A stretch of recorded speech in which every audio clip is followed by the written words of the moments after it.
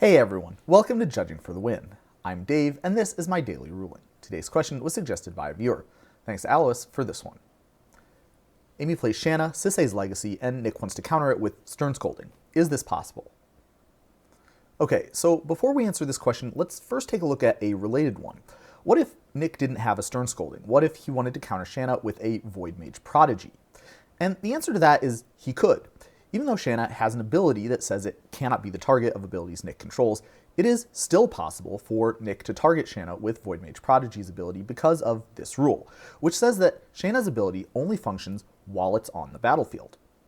In the same way, it is possible for Nick to exile Shanna with Scavenging Ooze or shuffle it into Amy's library with Rift Sweeper. This also answers our original question.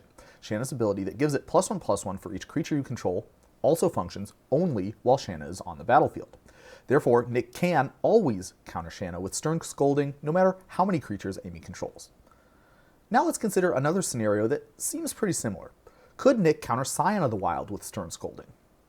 And if you're just going based on what we already talked about, you might have thought the answer should be yes, but it turns out there's one additional complication.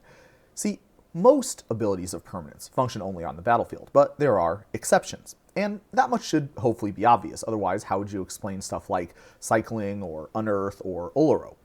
Now, one of the exceptions is that characteristic defining abilities function in all zones, and even outside the game. If you look at Scion of the Wild, you can see that it doesn't have any numbers where its power and toughness are supposed to be. It has an ability that defines those characteristics instead. This is the reason that ability is allowed to function in other zones. After all, some cards, such as Stern Scolding, want to know the power and toughness of creature cards that are not on the battlefield. It would be weird if those characteristics were just undefined, and Scion of the Wild needs that ability to have a power or a toughness at all. In contrast, Shanna has a power and a toughness written right on the card. It's a 0/0. Shanna's ability does not set the power and toughness, it modifies them.